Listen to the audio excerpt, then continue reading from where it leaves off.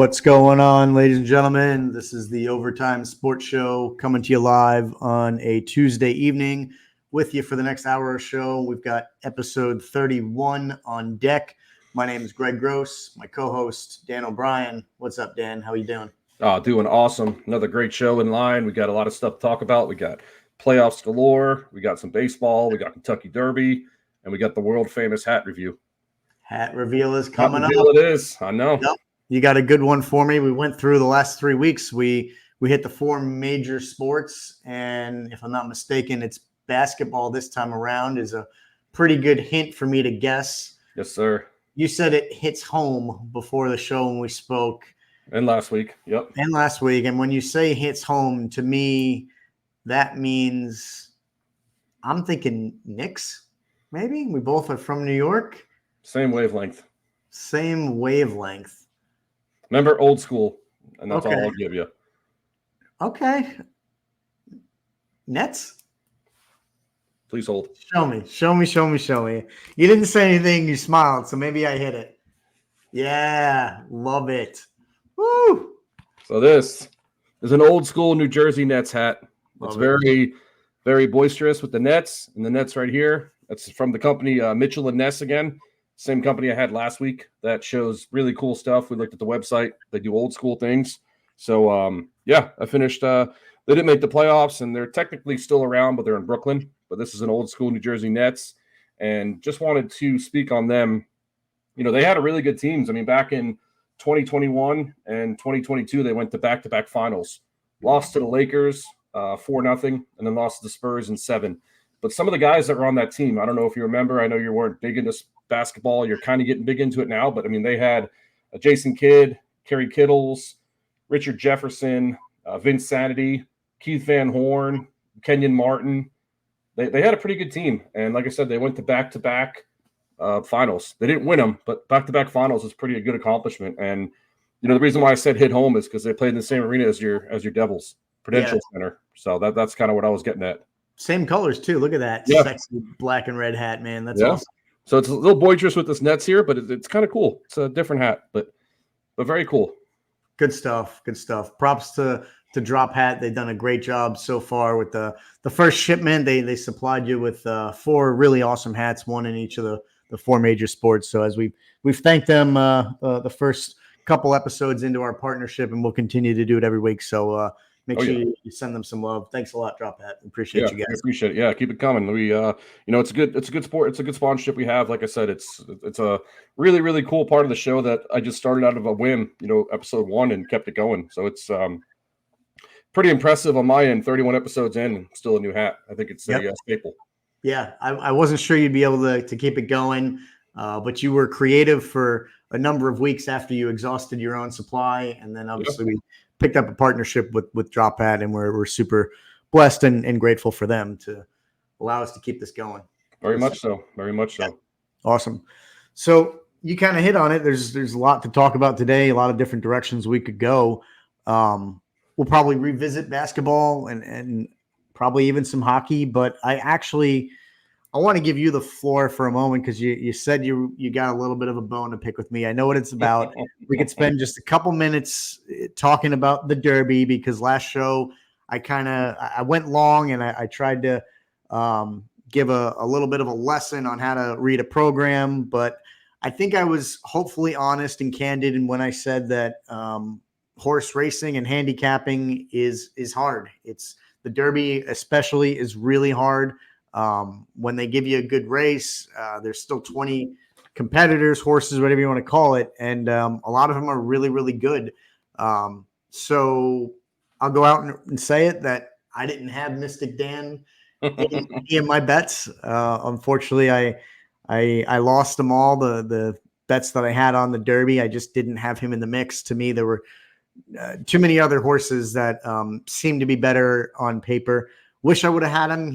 There was some decent odds for him. It was a heck of a finish, three-way almost photo finish, but I didn't have him. So unfortunately, no money for me. I don't think you did as well, but I'll give you the floor to let me know how you made out and feel free to lay it on me thick. Yeah, so we're not going to lay it on too thick because you gave us a a hell of a explanation of horse racing, a hell of an explanation on the program. And I do remember when we were going over, because I think Mystic Dan was number 5, or no, he was, what is it, 8 horse, right? No, he He was was 3 horse. He was a 3 three. horse. He Yep. was three. So I remember when we went up and I said, what about with Mystic Dan? You're like, well, he doesn't have the buyer speed, doesn't have G1, all the good information.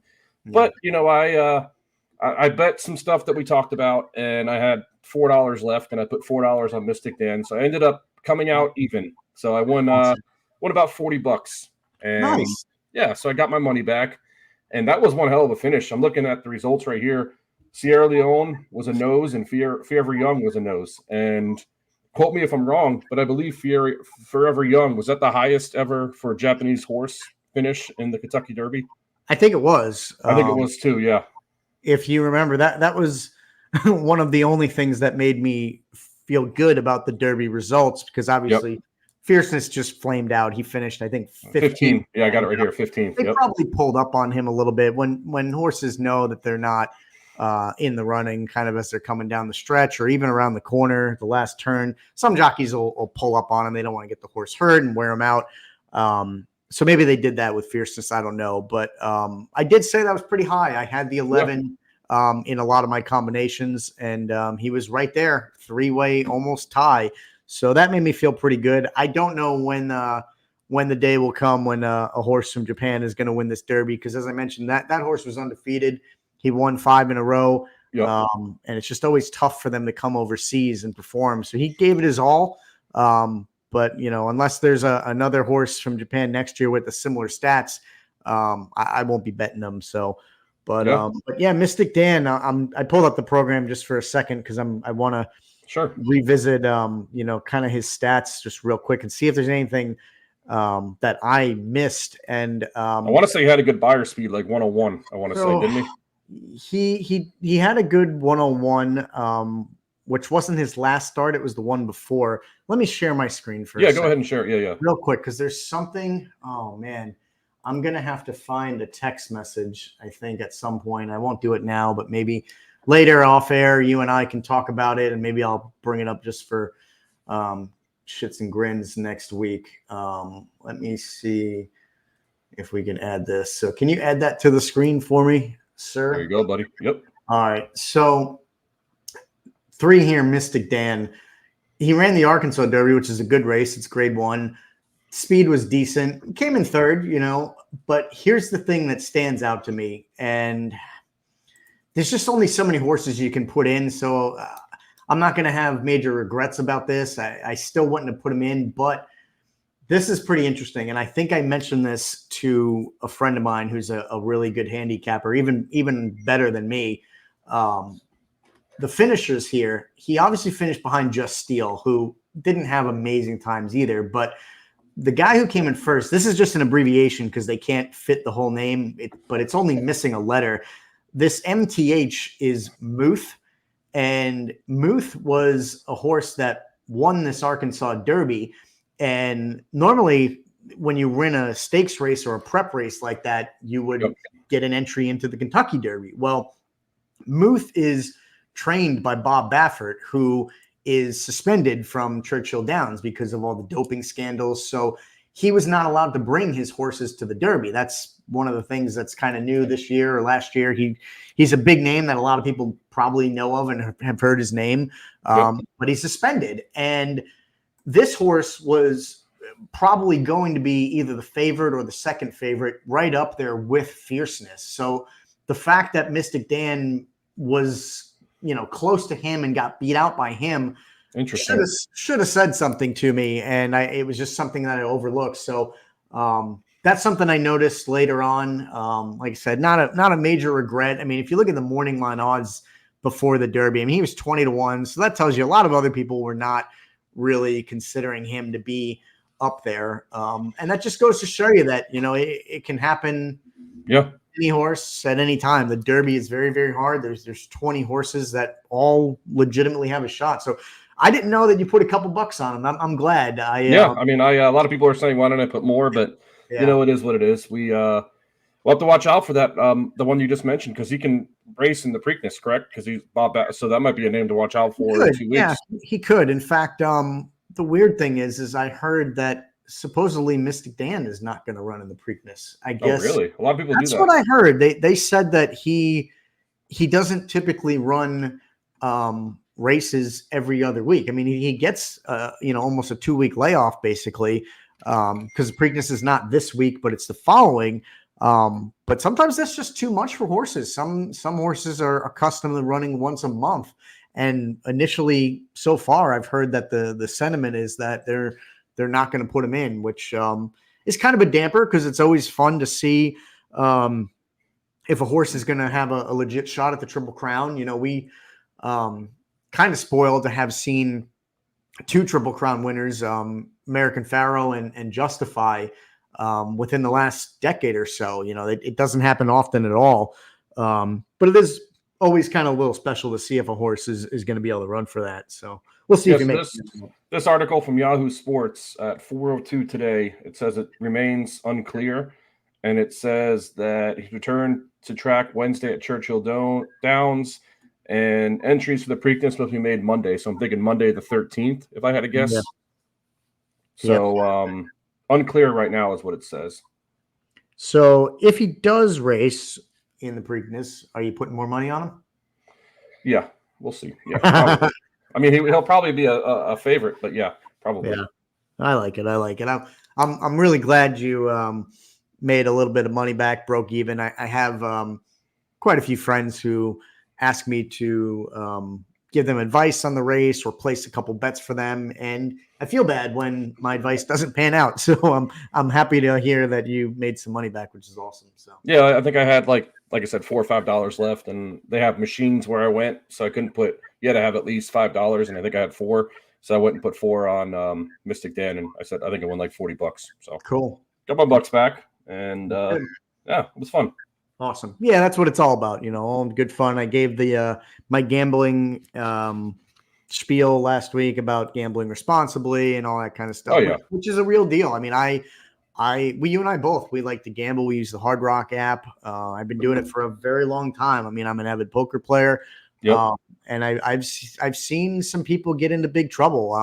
Don't want to get on too much of a tangent, but I'm a fan of Craig Carton and a New York sports show host, and he had a real problem with gambling. And I listen to his podcast. He does a podcast usually once a week on Saturdays for a half hour, and he does it about gambling addiction. And it's pretty interesting. I mean, I don't consider myself to have a problem, but I like to listen to that kind of stuff because I feel like it keeps me in check, For sure. Yeah. When I get that itchy trigger finger and want to go wild on some bets, I have to rein myself in and yeah, it's just helpful to keep that stuff in the mind.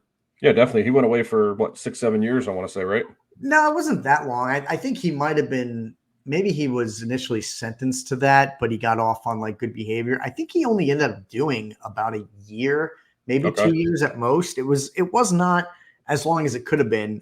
He did hard time. I mean, I think he was truly in an actual prison. It wasn't like a county jail. It wasn't a maximum security penitentiary kind of thing either, but he went to prison. So I'm not trying to trivialize it, but he definitely could have got a lot more. And I think he's still paying restitution. Credit to the guy. He's a heck of a performer. And I'm of the opinion that people make mistakes, so I don't know that it's something the guy should have necessarily been crucified for. There's certainly people out there who have done a lot worse things, but he's making good on it. I think he's paying a lot of people back. So I still listen to the guy and value his opinion on things. I think he's annoying as shit. I can't stand when he goes on a rant, but that's here nor there. Like, some people do not like him, and I get it. Like he's a loudmouth. He had a book I think that came out a number of years ago too, and I want to say it was called Loudmouth. I mean, I'm a loudmouth myself, but I don't go on rants like he does. So yeah, that's what gives him, I guess, his following. I don't know. Kudos to him. Whatever works, I guess. But anyway. Figured segue into hockey real quick. We do this show. The benefit of doing it in the evenings is we got some live games. I think last week we were doing the show and your Islanders were playing. I think it was the game when they ended up getting bounced by the Hurricanes, unfortunately. And now I'm watching the Canes play the Rangers, who we hope just really get taken care of. It's 2-2 now. Carolina actually just tied the game up, which I'm happy to see. This is going to be a heck of a series. I mean, Rangers already took game 1 a couple days ago. Hurricanes are showing they can at least hang with them. I went back and forth. I filled out a couple different brackets, made different picks. My head says Rangers. My heart really, really wants the Hurricanes, but I really could see it kind of going either way. So this is a heck of a series. I don't know if you got any recap or final thoughts on your Islanders or this series, but this is going to be a really good one. Yeah, I mean, I spoke about my Islanders last week. I said that game 2 game in Carolina when they were up 3-1 in the third period with 2 minutes. I mean, that was the heartbreaker. We lost that game, went down 0-2 in Carolina, and then obviously had the 2 overtime game where we won one. But I mean, we had the game. We could have won last week because we were up, and then they scored 2 goals in 9 seconds, and that was another heart deflator. So, like I said, it's going to be a lot of roster moves. I don't want to repeat myself from last week, but I think there's going to be a lot of roster moves with that old core. Like I said, Cutterbuck, Cizikas, Matt Martin, Pellick. So we'll see what happens. But I think this Hurricanes-Rangers series is going to be one of the best in the playoffs because I think they're both really, really equal. I think the Rangers, have a really good offense. Hurricanes have a really good defense. And like I said, they both play good at home. And it's 2-2 right now. I could see this easily going 7 games. I think it's going to be a hell of a series. I think it might be the best. Like I said, I think it might be the best series of the second round. Yeah, I think it is too. There's to me, it's a toss up. I don't know if you can share my screen real quick and pop that on. I got our brackets up. This is my bracket. I think this round is a toss up for the best series between Rangers, Canes, and honestly Dallas and Avalanche.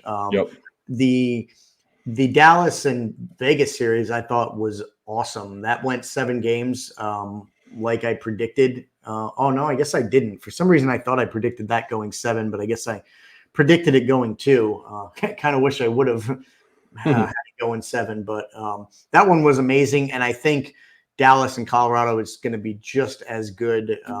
Avalanche they have so much experience now. They have a loaded team. And Dallas is the same way, I think. I've talked a lot about them this year and how I think they're the deepest team. So that series is going to be incredible. Rangers, Canes is going to be awesome. And taking nothing away from Florida and Boston. I mean, we saw last night it ended up being a little lopsided, but that's going to be a heck of a series too. I mean, it seems like I think Boston knows what's on the line and what this series means, given how last year played out when they just steamrolled the entire league. They set the league record, the all-time wins and points record, just and shattered it almost. I mean, I think they had it with a couple games to spare, and then to go into round 1 against, they were up 3-1. They were up 3-1 last year. The Panthers barely squeaked in last year, and they were up 3-1. They take them all the way to game 7. Tkachuk was just on fire with all those overtime winners and things like that. So I think you could tell it was evident in the game yesterday that Boston was not messing around. In fact, I think they were down 1-0 early, and it was Tkachuk again who scored. And then Boston just kind of rallied. A couple cool storylines. There was I forget his name now, but he was the rookie defenseman who had a baby born yesterday on the Bruins, and he ended up scoring a goal. So a couple unlikely heroes, but some cool storylines, and that's going to be a series to watch because I thought with the way the Panthers handled the Lightning and with the way the Bruins sort of struggled against the Leafs, I really thought this was going to be I don't want to say an easy series for Florida, but I really thought that they were going to kind of win handily, and to already go down a game at home, it kind of puts that into a little bit of a question mark. So still confident. I think the Panthers will get it done, but it was interesting to see them kind of really get shellacked yesterday pretty good by the Bruins. Yeah, funny, interesting stat. Actually, the Bruins were 4-0 against the Panthers this year in the regular season. Wow. And not to give them any excuses, but I think they might have played a little lackadaisical. I mean, they haven't played since Wednesday with the Lightning, and game 7 the Bruins played on Saturday. So I mean, they're coming off a very intense series. I think intensity levels high. Like I said, not to be an excuse for the Panthers, but they might have possibly overlooked them and maybe thought they were tired, one, and probably a little bit lackadaisical too. That's just my thoughts. But I have a lot of confidence. I mean, they got a really, really deep team. We've talked about them all year long. We've talked about them with Chris Dolan twice, being a two-time guest. He's given us a lot of insight on the Panthers and their coaching and their players. So I think that one might go 6 or 7 as well. But yeah, because like I said, all what you said, the Bruins have a lot of animosity towards the Panthers. I mean, last year with all the records that they set, being up 3-1 and then losing in the first round to the AFC Panthers, who limped in on the playoffs with like 1 game left last year. So they got a lot to prove. And I think, 5-1 is a huge statement, but I think they usually win next game and go back to Boston 1-1 and hopefully get a split in Boston, bring it back to Florida and win in 6. But that's my prediction, hopefully. Yeah, I got the predictions, the brackets up here. I did not notice who's leading right now. Friend of the show, our buddy Eric is in number 1, and I mentioned that because he would admit, I think, that he's not necessarily the biggest hockey fan, but he's got the Oilers as his pick, winning the whole thing, so it's still alive, and he's got 86 total points. So kudos to him. And he just had a baby. Congratulations, Eric. He just had a baby. Yep. Oh, yes. Massive congratulations to him. Yep. Have not seen her yet, but want to make it over there and say hello. So yeah, huge congrats.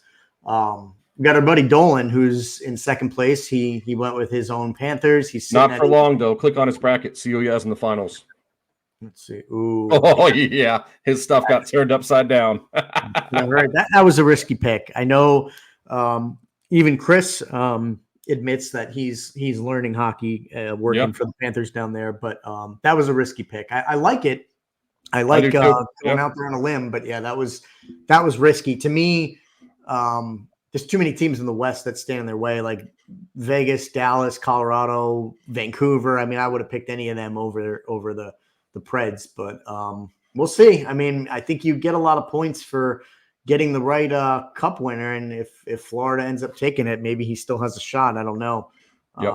We'll see. So we got Eric, Chris, and then myself. So I'm feeling pretty good about mine. I'm not too many points back, and you're right there as well. And your Stanley Cup winner's still alive. I think it might be Chris, maybe, who's got the only one in the finals who's not alive. Well, and actually, no, we got a couple. We got a lot of Lightning guys. Yeah, a lot of Lightning guys here who are going to be struggling. So they went with the homer picks. A lot of our close friends. I get it. So. I mean, technically, you did too. Yeah. Oh, I did. I definitely did. I did. I just didn't have them going all the way, thankfully. So, yeah, it's fun. We got to revisit this for sure. I'm thinking there's one thing I wanted to mention. Sure. I don't know if you noticed this, but it's one of those grinds my gears kind of things, and maybe it's just I shouldn't make a big deal about it, but I don't get it. I don't know if you noticed that. I think it was Sunday, the Rangers-Canes played game 1 of their series, round 2, and Dallas and Vegas were playing game 7 of round 1 in the evening. So the same day and actually after the game. And this is something that I've never seen before until I want to say maybe last year. Last year they did it too, I think. Are you talking about starting the round 2 before round 1 was over? Correct. And I can't stand it. And I think it does matter because there are some people out there who, like the Rangers are a perfect example. They sweep the Caps, and you could make the argument. I think you should make the argument that they should be the beneficiaries of many days off. I mean, after an 82-game season and then an opening round of the playoffs, to me, it's very realistic and reasonable to say that guys need a rest. Guys need time to heal and come back from injury, and they deserve that time off. And what I was going to say was there's people out there that will make the argument that rest is not a good thing. Rest is rust, they say. There might be some truth to that. But again, I think after a long season, sweeping a team or winning in 5 games, whatever it is, you earn the right to have that extra break and not necessarily play your opening round game before round 1 is even over. I mean, I know a lot of it might have to come down to scheduling. I'd heard not necessarily a stat, but something over the weekend that the Bruins, the I guess the cities, Boston, New York, Denver, and I can't remember who the other one was, but there's 3 major markets right now that are having both. Oh yeah, Boston, Denver, and New York. Yep. There was 4, I think. Sorry, there was a 4th one. No, it's not Vegas. Oh, Dallas. Yeah. Mavs are in. Yeah. So Mavs Stars, exactly. Celtics, Bruins, Rangers, Knicks, and Avalanche and Nuggets. They all share the same arena. Yep. 4 very major big markets that are having to compete with basketball teams, hockey teams, and then of course your run-of-the-mill concert. So I get that there's scheduling challenges, but you got to find a way, I think, to honor a proper schedule. It's just not fair to the teams. What's the point then? I mean, there's no benefit really to sweeping a team and trying to earn that rest. So just my thoughts. I didn't know if you saw that. No, I did. I don't like it either. I mean, it should be.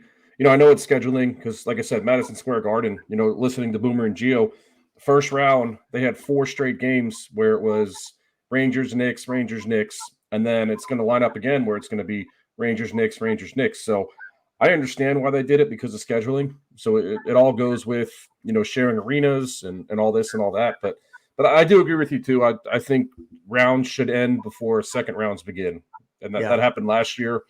I mean, I guess it's going to keep happening depending on with basketball teams being successful and hockey teams being successful and sharing an arena because there's really nothing you can do about it. And plus, if you get people don't know in advance if our boy Luke Combs, if he's having a concert, who knows if they're going to make the playoffs? He already booked it for May 2nd or May 3rd. Yeah. So I mean, that's a good point, but you beg the question. This seems like a new problem. I don't remember this being an issue 10 years ago, 20 years ago. I don't either. I don't either. So I don't know what I feel like they've always worked it out somehow, and maybe they've just been lucky. I don't know. But yeah, it's just one of those things that just kind of it's a gripe for me. But like we always say, it's business is a business, man. Sports is a business. Entertainment's a business. So whatever it is to get more money, I mean, they're going to do it. Yeah. So if they, like Madison Square Garden, like I said, round 1, 4 straight games, round 2, 4 straight games. I mean, they're making so much money at Madison Square Garden. So. Yeah. Before we turn the page, maybe talk a little basketball. One final thing: the NHL draft lottery was tonight. San Jose Sharks got the first overall pick.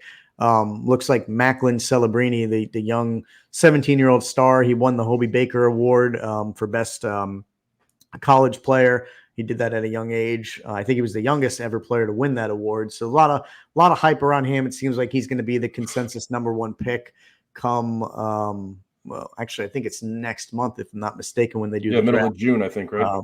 I believe so. So more than likely, he'll be going to the Sharks, and they'll get to start their rebuild. I guess they need a lot of help. I think there's going to be a lot of turnover there, but see how that shakes out. I don't think there was a lot of other adjustments with the lottery. I think it kind of shook out pretty much. You guys got what, 14, I think, or 15? No, we got 10. We finished would be 10th, and obviously the lottery we could go up or down just a little bit, but I think we stayed at 10. The Devils will be picking 10, which is not bad. I mean, it's a decent pick. There should be a lot of quality players at that 10th spot. I engage in a Devils forum from time to time, and there's a lot of folks saying that it's maybe worth trading that pick away and trying to acquire a goalie. I believe it's the Nashville Predators who have a Russian goalie by the name of Askarov. Just put that in the back of your mind for the next couple years. He's supposed to be one of the next kind of world-class elite goalies. A lot of the coveted goalies seem to come from Russia nowadays. Vasilevsky's been crushing it. Igor Shesterkin, Sorokin, some of those guys, and Askarov is up there. So don't know if the Devils will be able to make a play for him. The 10th pick could be included, but we'd probably have to give up a prospect and maybe a proven guy as well, which I don't know. To me, that's just a little bit too much. The goalie position, I'm sure you probably agree a bit. I mean, you guys have Sorokin, but also Varlamov, and it seems like you kind of use them almost in tandem equally. So it's like, to me, the goaltending position, unless you have a guy like Vasilevsky or Shesterkin, those guys don't grow on trees, and teams are not giving them up. So it's a bit of a crapshoot for me. And I don't know that I'd necessarily be willing to give up a lot of pieces if I'm the Devils to go out and try to get, this next young goalie, unless he's truly that world-class guy like a Vasilevsky, which he could be. I admittedly don't know enough about him yet, but there's thoughts out there that he could be. But I just don't know if I'd give up that king's ransom, so to speak, to go out and get someone. Yeah, definitely. I mean, look at the Boston Bruins. I mean, Swayman and Olmark. I mean, Yeah. Olmark was the best goalie last year, and I believe Swayman started most of the round one against Toronto, maybe all of their games. Yeah. So it's a 2-goalie system. I really hope the Devils get Allmark. Actually, there's talk about the Devils getting Saros from the Preds, or maybe Allmark, because it doesn't seem like the Bruins will be able to keep Allmark and Swayman. Allmark's going to be 31 this year, so it's not necessarily a spring chicken, but I think you could realistically get a good 5 years out of him, and that would at least allow the Devils to maybe continue to search for a younger, goaltending prospect who maybe could be with the team for the long haul. So I do hope maybe they make a play for Allmark, but we'll see what they might have to give up to get a guy like that. Yeah, definitely. And like you said, moving on to a little bit of NBA before we go to ice cold beer time. Yeah. I don't know if I know you've been watching it more as of lately, but I spoke on this a couple weeks ago. The biggest shocker for me in the first round was the Pacers beating the Bucks. I mean, I spoke on it. The Pacers, they averaged about 120 points a game per year. I mean, per game over the regular season.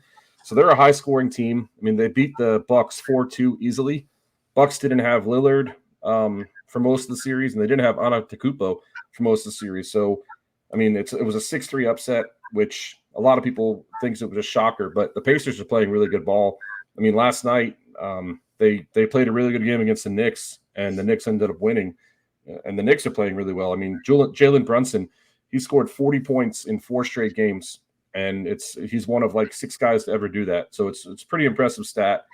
Celtics are playing the Cavaliers right now, and we've talked about the Celtics. I mean, they're up 87-75 in the third, and they play really good at home. They were 37-4 at home, so there's really no stopping them. I mean, the Cavaliers beat my Magic in 7 games, so I mean, it was crazy that they ended up winning. I mean, Donovan Mitchell, I don't know if you saw the stat, but game 6 in Orlando, he scored the last 22 points for the Cavaliers, ended with 50 points. They lost.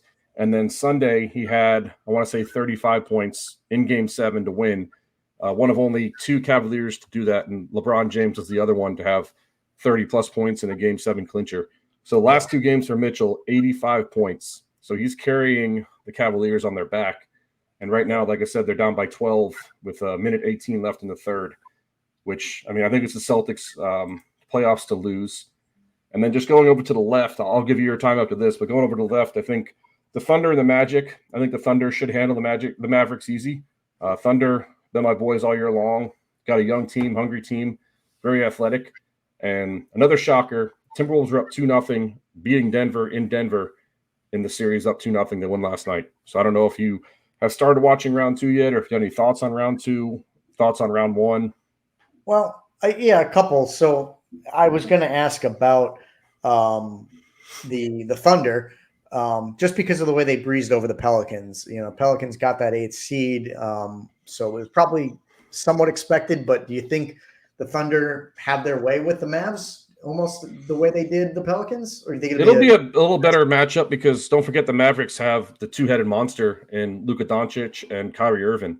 I mean, if those guys get started, I mean, they can easily, both of them at least have 30 points in the backcourt.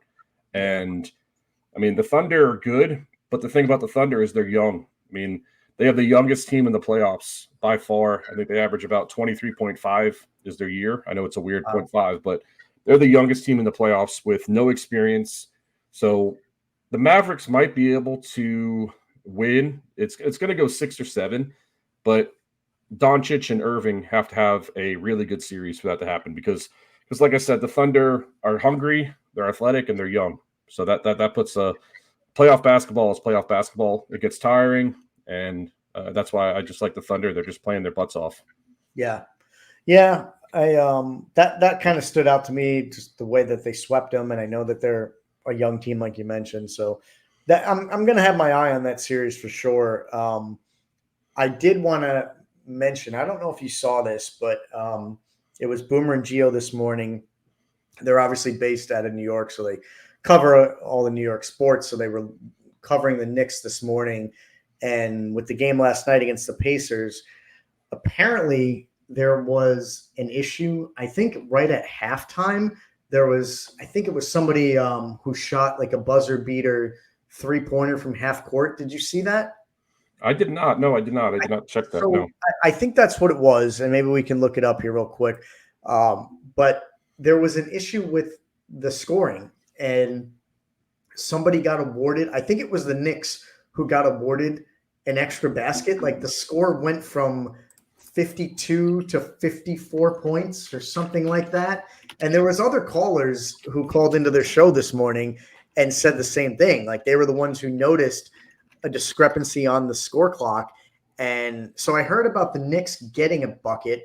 And I think that the Pacers might have even gotten one taken away for some reason. I don't know if it was just a wrong call or something, but I'm curious. Do a quick search. I'm going to do the same because I've never quite seen, I guess, something that obvious and egregious where a score was wrong and maybe didn't get corrected is what it sounds like. But that's just what they mentioned on the show this morning.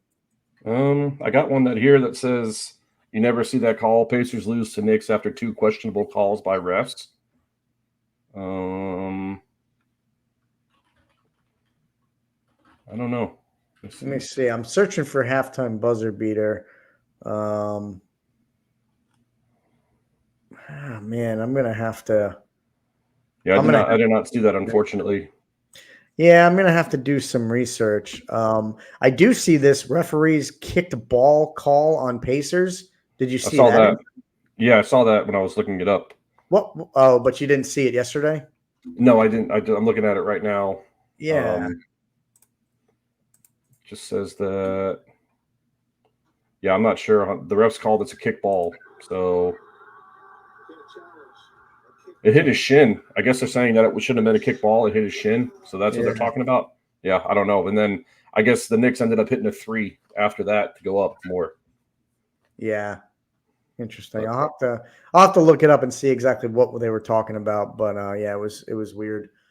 But yeah, those are the couple of things that stood out to me. I'm definitely going to be really tuned in because I mean, now you got some big time matchups. I think I'm really interested in the Knicks. I think I mentioned it last show or the one before how that city there's a buzz about it right now. They got the 2 seed. You know, we talked about how Celtics are just, I think, in a class above almost everybody, but the Knicks were right there after that. I mean, the 2 seed in the East, they're not taking anybody by surprise. I think they put the league on notice, but you got good matchups. You got 1-4, 2-6 in the East. You got 1-5, 2-3 in the West. I mean, you can't ask for too much more than that. So just like hockey, I think you got some really good matchups in the NBA.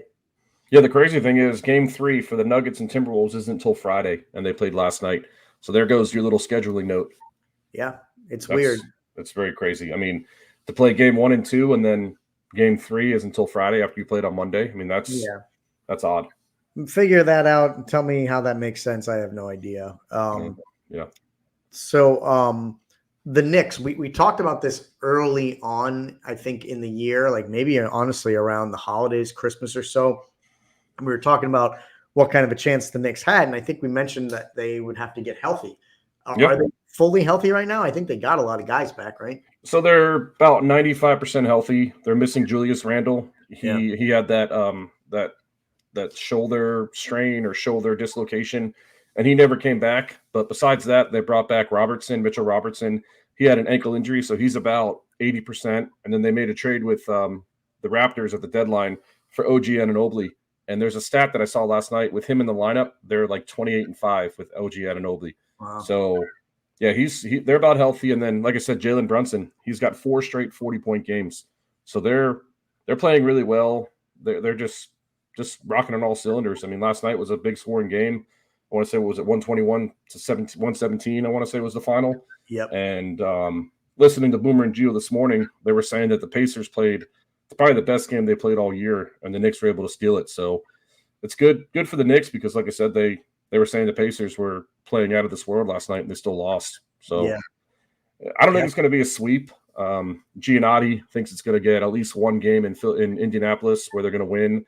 So it'd probably be 5 or 6, but I think the Knicks should handle the Pacers easily. And then if all else works out, Boston, New York, I mean, that'd be a solid Eastern Conference Finals. That's where I was going with this. So if that ends up being it, 1 versus 2, if the Knicks get Randall back, do you give them?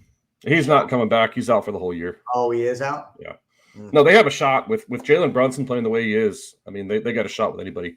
They got a shot to win the finals. But Celtics are going to be hard to beat in Boston. Like I said, 37-4 on the year. That's a hell of a record. And with Jason Tatum, Jaylen Brown, Porzingis, and you can name the whole roster, they're all pretty legit. So yeah. So real quick before we get to our beer segment, we mentioned before we're talking horse racing that you and I get down on some betting now and then. We're pretty, I would say, broad in our betting habits and patterns. We bet on football, we bet on hockey, bet on baseball, bet on basketball. So lately you've had some success, which is awesome. So kudos to that. Yeah. And it seems like there's a little bit of a pattern of betting on the overs in most games. Do you think is that just a common thing where I know there's a lot of scoring going on. It seems like scoring is higher than ever this year. Is that, I mean, I don't know if you are logging this at all and keeping track, but I mean, it seems like 70, 80, 90% of the scores are hitting the over. I mean, seem like it's true? Yeah, it just really depends. I mean, a lot of it is true, but it really depends on if shots are getting made. I mean, that's a stupid statement, but it's obvious. I mean, as long as they're hitting threes and as long as they're hitting field goals, I mean, obviously that's a stupid thing to say, but still, I mean, teams can go cold and teams can go hot, and then it seems when teams go hot, they really go hot, and that's how the scoring goes up. And then the vice versa, teams go cold, they go cold, and the scoring's down. But really, just depends on how the trend's going, is what I've seen with the high scoring. I mean, the Pacers I mentioned like 20 minutes ago, they were the highest scoring team in the NBA. Just because of their offense. They're a fast-paced offense. They don't really dibble-dabble when they get the ball. They kind of get the ball, dribble it up, and push it, pass it. So it's all about offenses and fast pace. So, yes, I do think it's like the NFL. I think offense is up just because, like I said, people are better shooters. A lot of teams are fast-paced. And, if the game's close, they're going to keep hitting it. They're going to keep pushing the pace. Yeah, makes sense. I mean, every sport nowadays seems to want more scoring, more goals, more touchdowns, more home runs or whatever. And I get it. I mean, that's exciting, but I hate to see any sport, all sports, just get rid of and go completely away from the defensive side of things. In hockey, I love seeing, a goalie get a shutout and really work for that and just shut down the other team.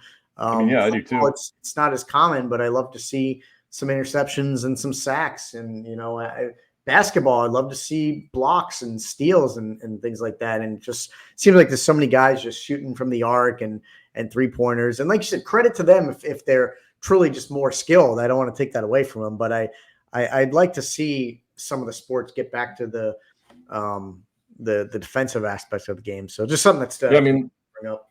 This stat real quick. Last night in the Knicks and Pacers game, the Pacers attempted 26 3-pointers and the Knicks attempted 23. So pretty even. A lot of teams nowadays are attempting a lot of threes. So that really answers the question of why the scoring's up, because obviously if you hit threes, that's going to be more than 2. And but I know it's a stupid thing, kind of a stupid analogy, but if you really think about it, people are attempting more threes nowadays, and that's why the scoring's up. I mean, that's what I get down to.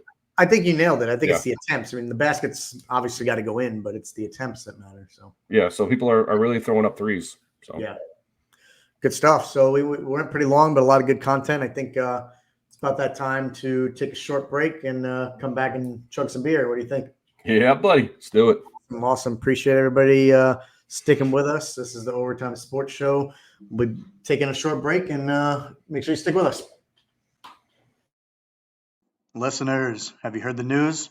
Overtime Sports Show is thrilled to announce our brand new partnership with Drop Hat, the premier mystery and hat accessory subscription service that's taken the hat world by storm. Every month, Drop Hat delivers amazing snapbacks, fitteds, and other types of hats from industry giants like New Era, Mitchell & Ness, 47 brand, Nike, Adidas, and many more right to your doorstep. Whether you're a fan of sports and exercise or even pop culture, there's a box just for you.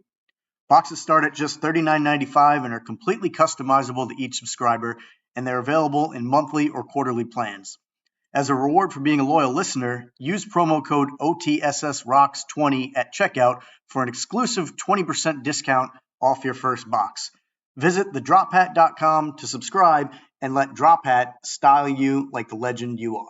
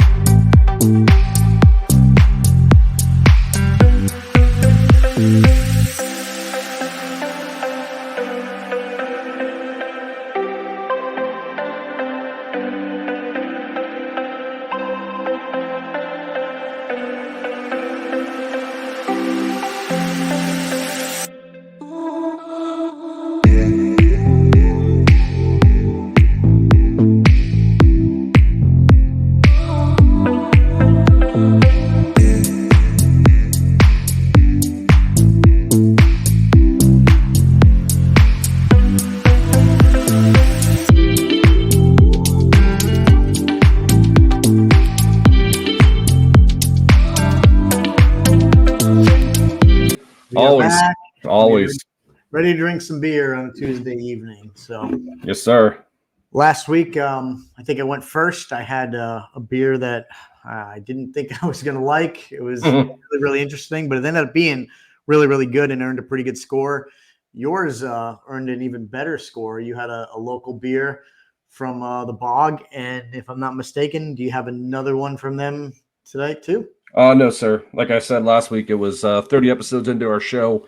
I haven't done a Bog because they only release new beers, and usually I go there and drink the new beers. And that was a new beer that was released Tuesday morning, and I got it off the press. So got it. Okay. I'm going to go first this time, but my beer has instructions to it. So it's going to be a little bit longer, and I will let you know what it is. So first of all, here's the beer right here. It's called a Nebo Pilsner. Wow. And if you look, it looks like an ice cream cone on there. Yep. So you can't really see, but it has instructions to see 1, 2, 3. Mm-hmm. So I'm going to read it off, and it says, number 1, vigorously tip and pour half into the glass, wait 60 seconds, and then repeat step 1. So I'm going to go first, but we got to wait 60 seconds. I don't know if you want to go first or wait 60 seconds. I want to see how this works. Let's wait 60 seconds. Right. Yeah, I think it's going to be cool. I just wanted to see. That's why I was telling you before the show. It was kind of interesting. So yeah, they told me to pour half into the cup, but vigorously. So it's going to be a lot of it. So here we go. That's about half. I got a timer right here for 60 seconds. So hold that glass up and let's see what it's looking like. Okay. So I don't know what it's trying to do, but it says 60 seconds. We're at 10 seconds right now. And I guess it's going to, I don't know. Maybe it's going to. I believe I've seen directions on a beer before, but clearly it's not often. So I'm wondering if it's a certain ingredient in the beer, or is it just. So it's called a Pilsner, and it says that it's a Pilsner style lager beer, and it's fermented cool and conditioned cold, brewed with water from our wells and 83% local ingredients, brewed and canned by Nebo, North Carolina, and it's a 5.2 alcohol by volume. Okay. So we're at 44 seconds. Okay. So you can see it's settling a little bit. I mean, I don't know how good it's going to settle, but, we're going to try. Yeah. I mean, so far, it sounds like a good beer. It just doesn't sound like anything out of the ordinary, Yeah. All right. So we are at 60 seconds. So I'm going to listen to what they said. I'm just going to pour the rest in. It says repeat step 1. I see what they're trying to do here. So they want it to look like this. See? Yeah. And that it really does, actually. That's a pretty cool little thing. Yeah. Pretty clever, isn't it? Yeah. So there's a little bit left, but that's what they want it to look like. They want it to look like an ice cream. Yeah. So I guess you didn't have to listen to the what it was, but here we go. So off the rip, it definitely smells like a Pilsner. Mm-hmm.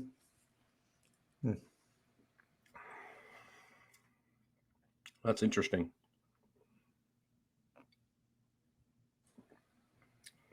So it's definitely a Pilsner lager. It's not as sweet you would think. It's a little bit of tart, a little tart on the back end. And I mean it's clever. I'd give it like a 7.9, right on the brink of drinking again. Like I would drink it again, but I wouldn't drink it again. You know what I mean? Sure. Yep. That's fair. Makes But sense. it's clever what they did. I mean, they just want it to look, like I said, I finished it out, and they want it to look like the front of the beer. If you could look one more time, Yeah. so It really look like does. yeah, it looks You like an hold ice cream cone. So it's kind of clever. Yep. Very clever. That was pretty much spot on if that's what they Yeah. were going for. So Very clever. good stuff. Good stuff. All right. I got a beer that I think I'm gonna like actually. Definitely not what I had last week, but I've had from this brewery before. Left Hand, and I know you have as well. Oh yeah, they make some good beers. Yep, and this one kind of appealed to me. It's it says Meyer Lemon Drop Shandy on it. I've kind of taken a little bit of a liking to some sour beers, and I think that's what this probably will be. It's 5.5%. I'm just kind of big on the can art, as I said many times on this show. It's just, it looks pretty cool. It says zesty. It says peeling fine, squeeze me. It's pretty cool. So I think this was hopefully a safe pick because I've had beers from this brewery before that were pretty good. And like I said, I'm liking sours. So I actually have high hopes for this one. You got a new cup, or is it still new? It's the Devil's one. It's on my list to get a Mets cup here and get us through baseball season. Oh boy, this oh boy. no, I mean nothing wrong with my pour. There's just no head on this whatsoever. Yeah, there's not. Okay. So I don't know. Wow, that's got a powerful aroma. I was afraid it was gonna not have any smell and almost be flat, but it's definitely pungent. This is gonna punch you in the face. This might be a little too soury, but I'm just gonna jump right in. And you know what I picture right now is I picture those yellow sour warheads. That's what I picture. That's what I picture. It very well could be that. Let me see.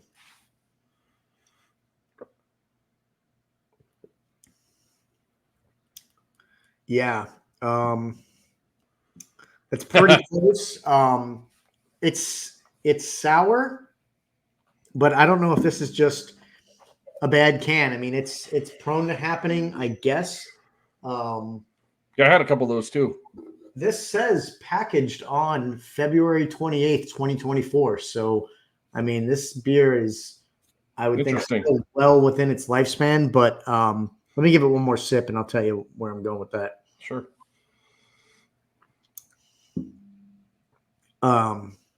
It's sour. You can taste the sour flavor, but I mean, look, it's hard to see in the glass without spilling it. There's no head on this at all. So it's almost like drinking sour Gatorade. It is, I guess, flat. It's just because of that, it's not good. I hate to give this a bad rating because I feel like maybe it was just a bad batch can. But it's pretty bad. It's not really drinkable. It's I could see where they were going with the flavor, but there's nothing here. I gotcha. All the flavor taste is gone except for just the sourness. So I don't even think I can drink that. It's not. There's no. We gotta do at least a cheers though. Yeah, I'm gonna do the cheers. But my rating for this is 6.8. Ooh, that could be one of the lowest. I gotta put it bad. I mean, maybe they need better packaging and transportation. But hey, cheers! I mean, cheers to honest ratings. So here's to beg to your differ. Look I haven't touched mine since you went talking, and look at how much head I still have on mine. Right, you've still got a so whoever this Nebo knows what they're doing with the carbonation.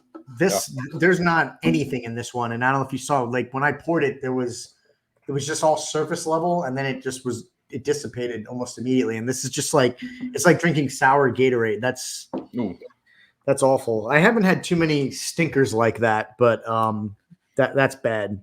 Damn. So Sorry, left-handed brewing. I've had other beers from you guys, so not a complete indictment of who you are, but this particular beer, all I Yep. can do is rate it low because that was awful. So Yeah. glad you got a good one. Going back to some sports, we're kind of long here, but I think we saved a little bit to talk. So maybe some baseball, and I know we want to get back into golf. So I know there's a couple tournaments coming up. I know you were mentioning we got a major coming up in 2 weeks or a week Yep. and a half. Yeah, and there's also a pretty big tournament coming up this weekend. Is Quail Hollow. It's the Wells Fargo Championship in Charlotte. Yeah, it's one of their signature events too, where they're giving a bigger purse. Yep. Yeah, $20 million is on the line and 700 FedEx Cup points. So it's no joke. Last year the winner was Wyndham Clark. So I don't know if you want to go through and just take a stab at a couple winners this week. Yeah, you want to go first? I think you got I think you're up 3-1, 2-1, or 4-1. I think 3-1, 4-1, something like that. I've certainly had some good luck picking a couple guys. I'm going to go with a little bit of a hot hand. It's interesting. Wyndham Clark has won the event last year, and he's currently sitting at number 2 in the FedEx Cup standings behind, obviously, Scheffler, who's just killing everybody. He's got more than double the next guy, Clark. But I'm going to go with the number 3 guy. I'm going to go Xander Schauffele. I had a feeling you were going to go with him. Yeah, he's been playing some pretty good golf lately. I think maybe it might be his time. So he's going to be my pick. All right. So I'm going to go with a kind of a left ball pick, but a major winner in the Masters. I'm going to go Adam Scott. Last year, I just had him up. Last year, he was tied for 5th, and he's still a pretty good golfer. I mean, he was only 8 shots off the lead, but I mean, there's a major coming up. He hasn't won a major in a while, and I think he's going to gear up for good. And I'm going to Adam Scott. I like it. Yep. I don't know much about where the major's being held. I've heard of Valhalla, which is in Louisville, I guess. I just don't know that as well as Pebble Beach or Ponte Vedra, TPC, obviously Augusta. I don't know Valhalla that well. Do you know? Is it one of the harder courses? Is it one of those that they rotate where it's not there every year? Yep. So I think I mentioned this when we did the Masters show. The Masters is the only major that stays at a golf course. The PGA rotates, US Open rotates, and the British Open rotates. So my computer's trying to load here, but yeah, they played at Valhalla. It's in Louisville, Kentucky. I mean, it's a PGA championship. It's a signature event, so it's going to be a hard golf course. And I don't know why my thing's not loading, but yeah, I mean, we don't have to pick yet, but it's going to be interesting because Brooks Koepka, he's won 5 majors, and he's actually won 3 PGA championships, I want to say. So he's the PGA championship guy. He plays good at PGA championships. And he actually won the last PGA championship, Brooks Koepka. And I'm trying to see the last time it was here. Give me 1 second. I'm just trying to get some experience on here. Championship results. So it looks like the last time it was played in Valhalla was 2014. And the winner was Rory McIlroy, and he shot a 16 under. So looks like it is a pretty long golf course at 7,400 yards. Wow. Par is a 71. Back in 2014, the prize was $10 million. I'm sure it went up to probably 20. And the previous length, so in 2000, it was 7,100. 96, it was 7,100 as well. So it moved up to 7,400. And not sure what it is this year. Let me see if I can find it real quick. Give me 1 second. Hold on. So you can tell it's a pretty long golf course. Yeah. Hold on 1 second. I'm just going these little things. I'll tell you how much it increased. 2024. So it's going to be interesting. I mean, majors are really fun to watch. And 2024. So this year it's actually 7,600. So in 24 years, it's increased almost 500 yards. So it's a long golf course. Yeah, interesting. That is long. I got something, I guess, a question or just a talking point. Quail Hollow is obviously this week coming up. $20 million purse, 700 FedEx Cup points, but another what I would call fairly big tournament, the Myrtle Beach Classic, is going on this weekend in South Carolina.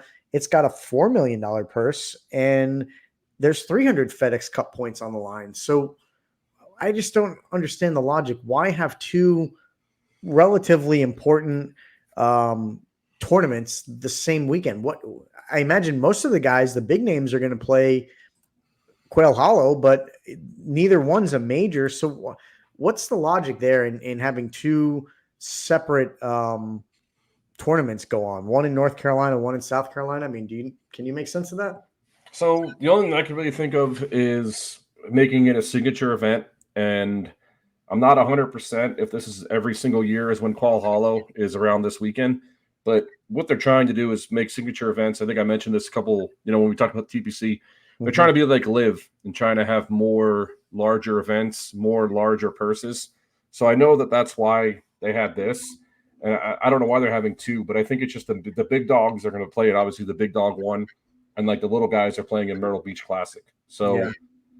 I mean, there's not really a true answer, but I just think that they're having it because they want to increase the purses like Live, if that makes any sense. I know it's not the best answer, but that's all I can really think of. Yeah, I guess it makes sense. So yeah, they just want to. I mean, stupid Live has really done a curveball on a lot of things. So a lot of the PGA had to kind of go back to the drawing board and pick, probably 10 events where they're going to have signature events and go from there. So yeah.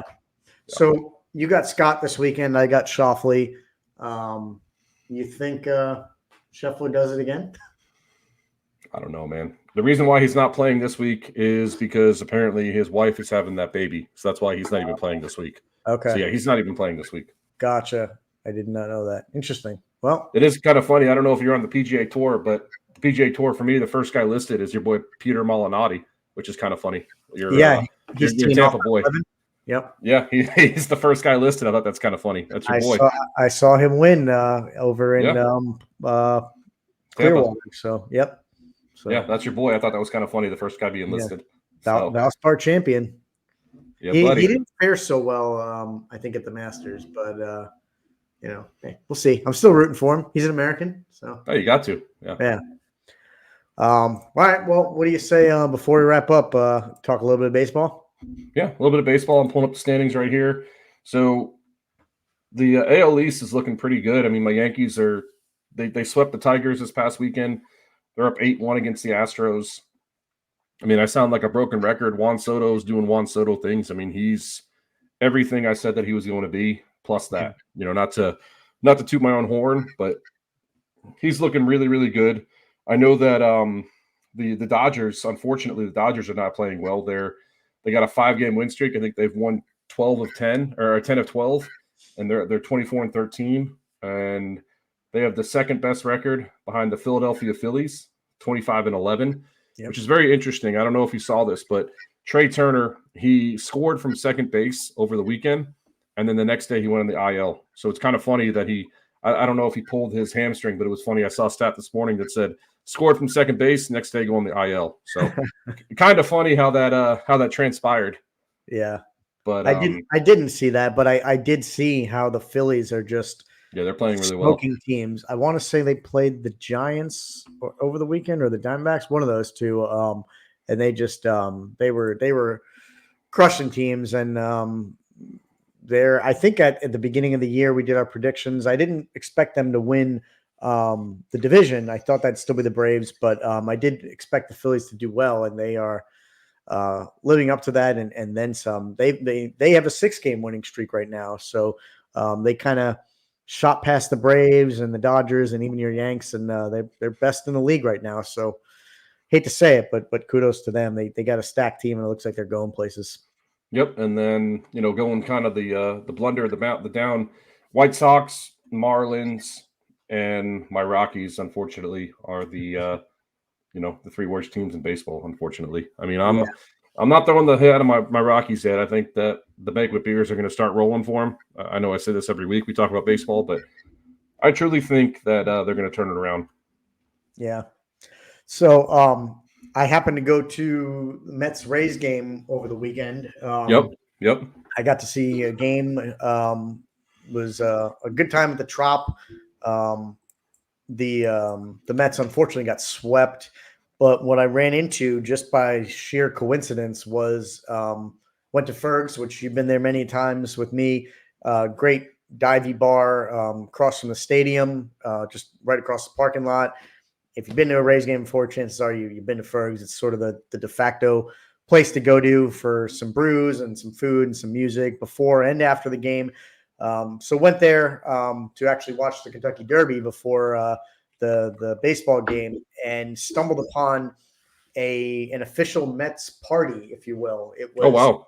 the Seven Line Army, which Citi Field, the train that goes through, is the Seven Line, and I guess the Seven Line Army is I guess a traveling Mets fan club where they hit multiple different ballparks throughout the year.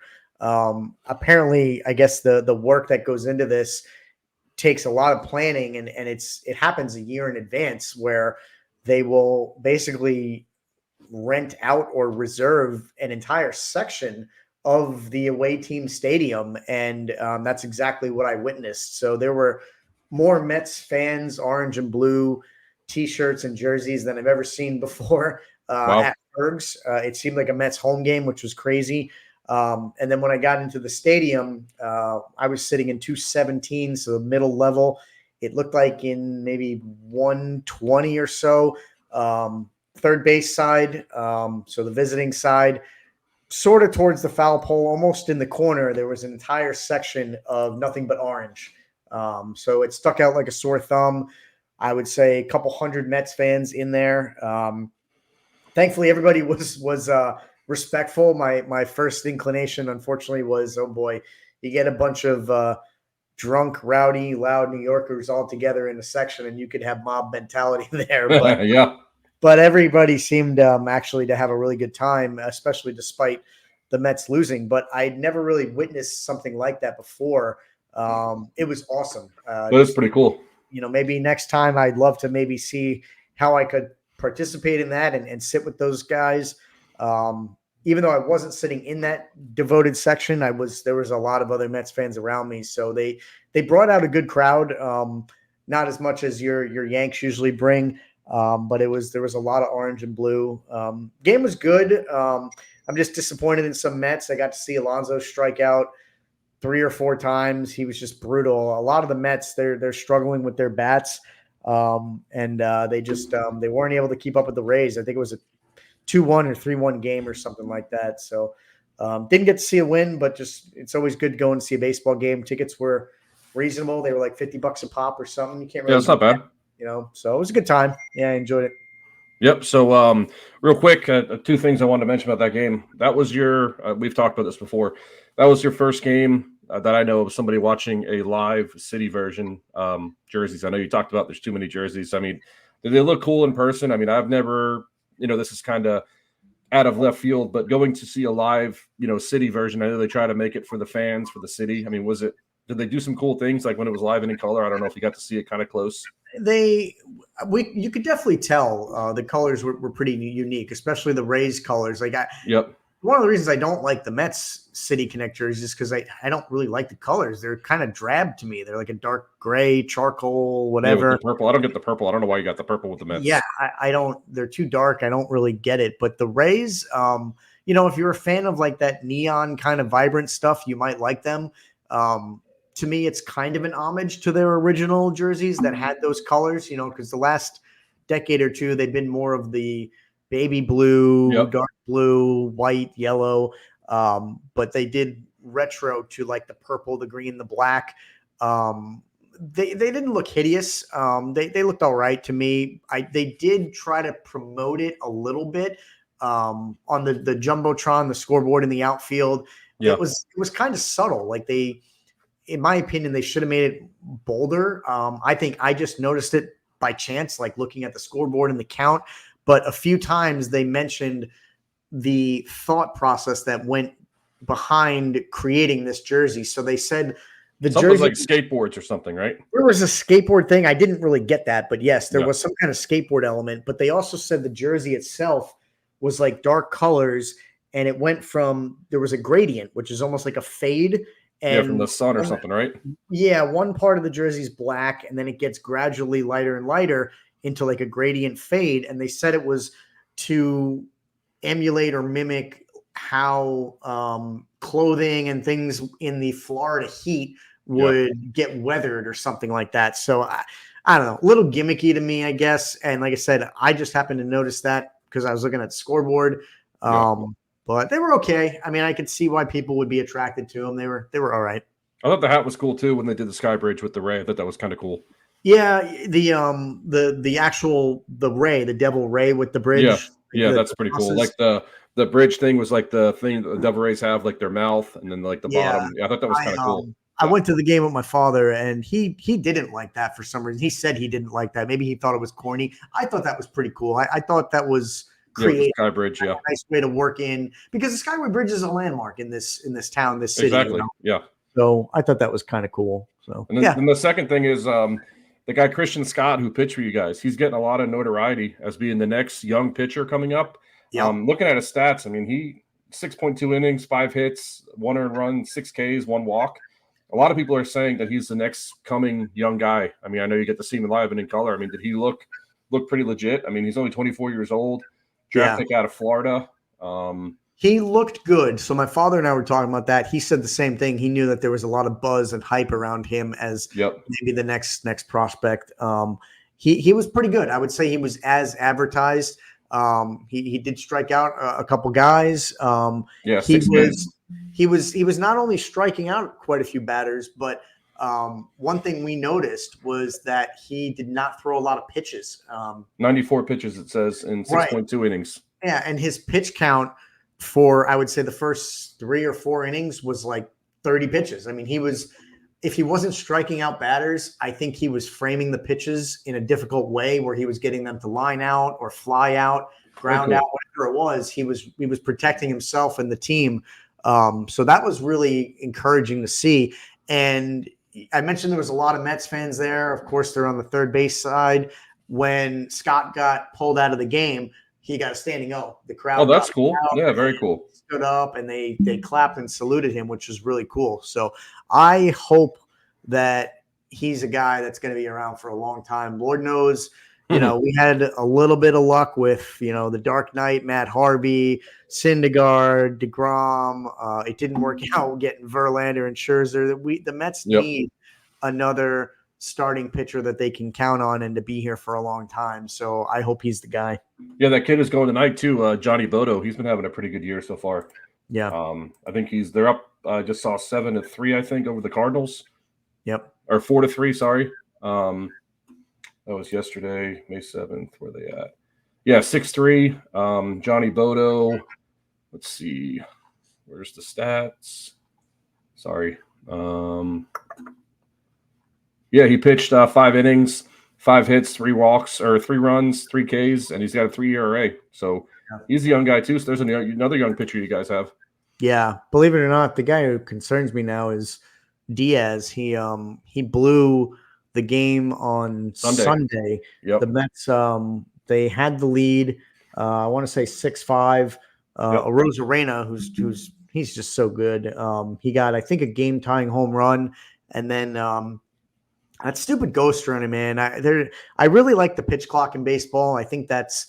I don't like the ghost runner either. It's stupid. It is. I think it's dumb.